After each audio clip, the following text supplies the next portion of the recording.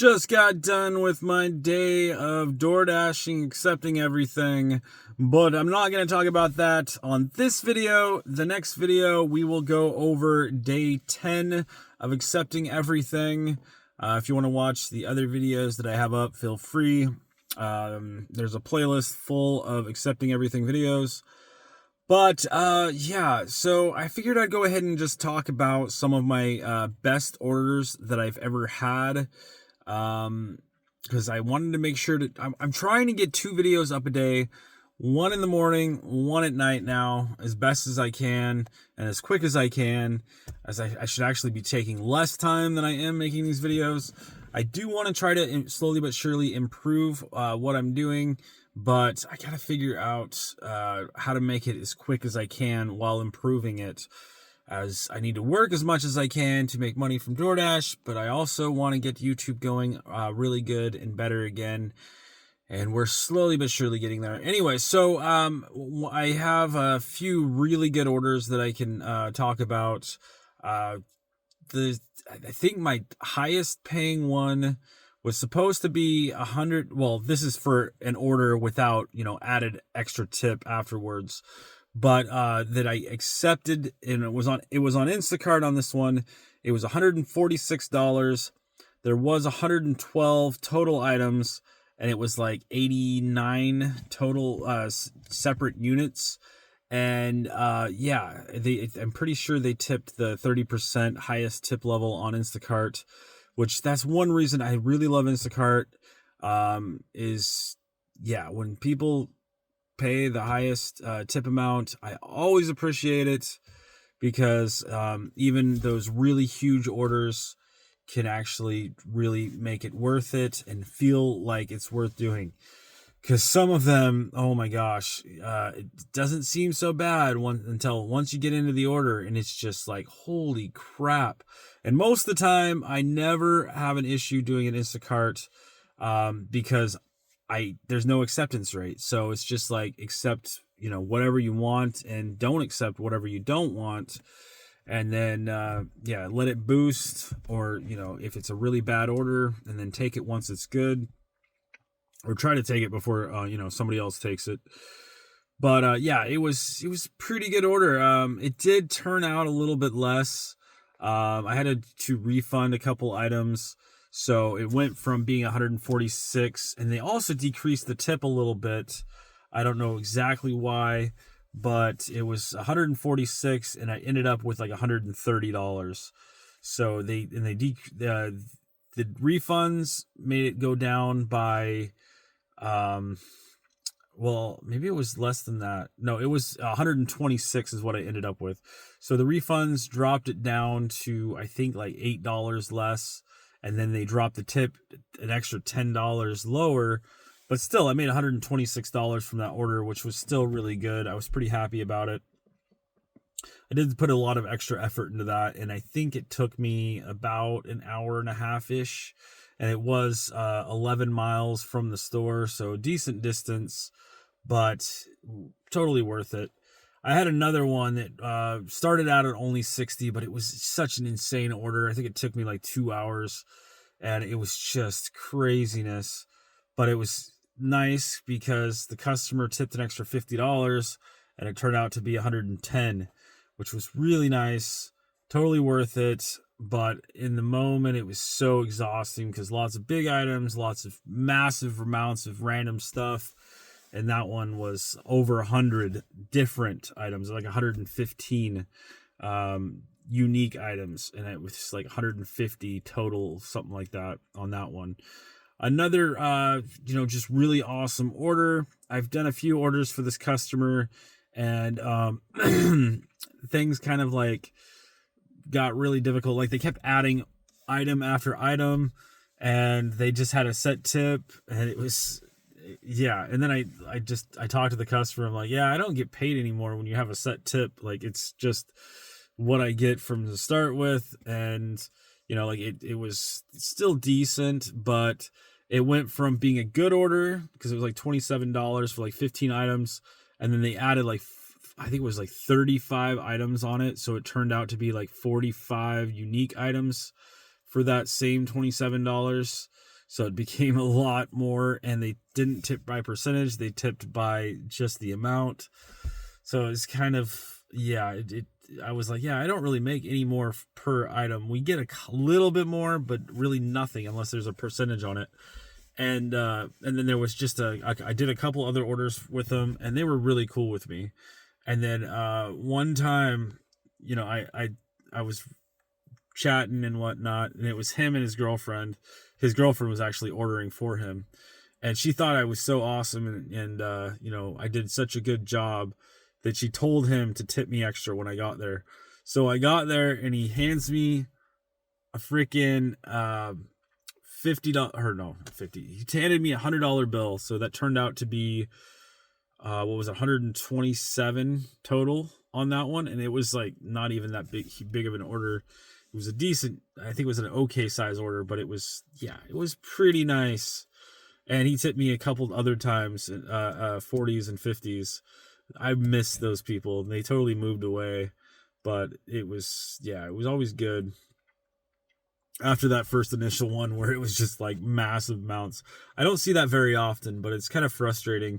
I like it when, you know, a customer has the percentage on there and they add more and more items and the amount goes up. But if a customer, like what a lot of times customers will do on Instacart is they will tip like nothing, or they'll tip like a base percentage. They'll tip like $5, right? They'll have one item, or, you know, like 3 or 4 items on the order. And so it'll seem like an okay order.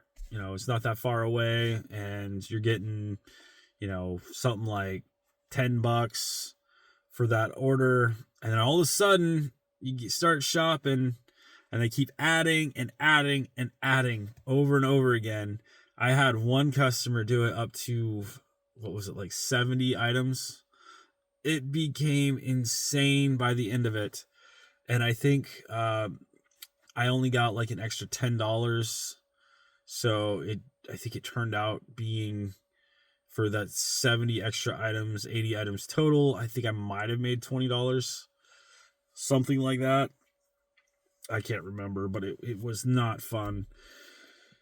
Anyways, so that's the benefit of Instacart, is the percentage, because if they did tip 30% and then they added those items on top of it, that order could go from being, you know, $10 if they only had a few items, and then it could go up over $100 plus if they added all those items.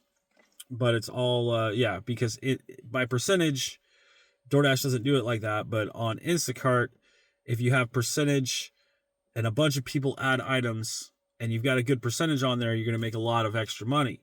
But if they only have the base tip, not percentage, and they add a bunch of items, you really don't get paid any extra. And if you refund, though, it's kind of a good thing, because if they have a base amount and you refund items, you're still getting paid the same. But if you have to refund a bunch of items and you have percentage, a lot of people don't realize this, and a lot of times it's frustrating, is if I can't find a replacement choice and I can't find the actual item, even I try really hard, then what happens is I have to refund a bunch, and sometimes I lose half of the order's total by the end of having to refund everything. Luckily, it hasn't been that bad lately. But yeah, there was one time where I had an order that the items were not there, and half the order, it was like a 55 item order, half of the items weren't there. And I checked like with all the employees, trying to find those items. It took extra time, which always sucks, trying to find extra items when you're, you know, wanting to get the order done, but you're also wanting to try to find those items to save your tip. And then they can't find the items because they're just not in the back, and they're just not there. So you spend all kinds of extra time doing it, but then you get paid less for all the extra time, which is one thing that does suck about Instacart. But if you do find the items, which is good, and it's good for the customer too, I think, and it's by percentage, then you get paid the same. So it's one of those things where we really want to find those items to make sure that we get to keep our money. And, if items are added on, then we can make a little bit more. The biggest tip that I can think of on DoorDash, besides a random $100 tip, I've had that happen. I think I've only had it. Oh, I've had it happen twice. There was one time where I delivered a regular Denny's order, not even a mile away. It was like a half mile away. And I dropped it off, and the guy hands me $100 bill. I was like, really? Are you like a YouTuber or something? He's like, nah, I just like to give back occasionally. And it was freaking awesome. That was really cool of that guy. Another time, I dropped off, it was this alcohol order, and it had like any similar vodkas, and I was like, if it was me, I wouldn't want any just random vodka. Like, for example, if I grabbed her Monarch or something like that, just terrible. And she didn't want it. So I made sure to call her. I got the vodka she wanted, and then and she was really happy about that. So I dropped off, and she tipped me $100 cash, and she was really, really nice about it. But then I blew it, and she does this like once a month or so. I guess I've heard of a bunch of other Dashers around here that have got her $100 tip. But yeah, I could have got it again, and I screwed it all up. I didn't realize it was her, because she was like, "Oh, the order is gonna be early. Can you wait and deliver later?" And I'm like, dude, that's not how we work. We got to get the order done as quick as we can, and, try to get there as early as we can, because we have, no matter what DoorDash says your time is, we're supposed to be there by the time they give us, which is a totally different time. We're supposed to get it done as quick as possible because we don't get paid per time. And she's like, okay, I will try to get done with this meeting, or pause the meeting before you get here, but it would be nice if you could be here by so and so time. And technically I was about there, but she didn't like that I mentioned that we're supposed to be there like right then, and I didn't make sure to wait for the specific time that she wanted me to. So I did get an extra tip. She did tip me like an extra, what was it, like $25, I think is what it was, something like that, which was still pretty good. But I didn't get the $100 again, and then I never saw an order from her again. I'm pretty sure she had me removed from being able to deliver to her. Which, it is what it is. And I think that's about. Oh yeah, there was another order too, where it was just this random order. And it wasn't even that many items, like 22 total items, something like that. And yeah, it took me probably a half an hour total to. It was like, I don't know, I think it was like 7 miles away from the store or something like that. But they tipped $75. That was freaking awesome.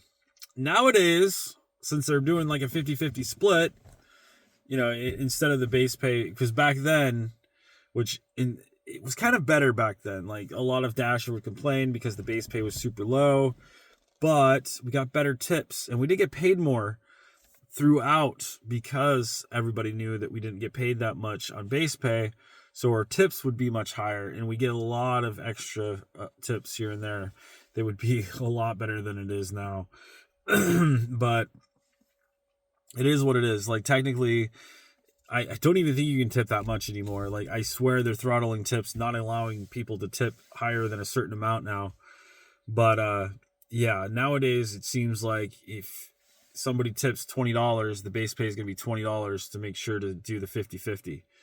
If the base, if the customer tipped $0, then it would all depend on the previous tips on what the base pay will be, which could be, still pretty low. It could be down to like $10 or so if your tips are higher previously, or it could be, higher. But that's how it seems like they're balancing base pay and tips now, and they're having the base pay go a decent amount higher than it used to be, which is good in some ways.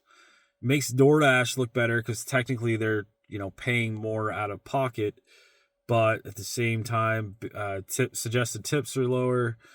And on top of that, they're not increasing pay. They're not doing any kind of peak pay anymore, so we're not getting that. They're also not, they're not increasing pay. It's all determined on accounts. That's what it seems like now. Anyways, I kind of deviated topics. I've been trying to stay on one topic, and I went on too long because I need to hurry up, get this video up, go to bed. But yeah, those were a few of my really good tips. And yeah, that turned out to be like $78, I think, because the base pay back then, if somebody tipped really big, it would always be $2 to like $4 for like Safeway. It didn't really get much higher than that on a really good tip. And then, on regular, orders from the store, they would always start at $2, and then it would slowly but surely increase as declines happened. Now it doesn't seem like that's happening at all. It just seems like the accounts and like what you've got in base pay or tips previously is what they're going to try to match you with. But, and before, you'd see a lot more tips, a lot higher tips. We'd be getting paid more because of those tips, and people knew that the base pay was so low that we'd get paid a lot more occasionally. Sometimes we'd only get $2 if they tipped $0, but sometimes we would get $20 tip because they knew that we only got like $2 from the order, and sometimes even more. Anyways, it's kind of better, but kind of worse. I don't know. I'm not liking it lately. I really am not. I don't know. That'll be it for this video. Please thumbs up, share, comment, subscribe. Might do another video like this, but I don't know. Bye now.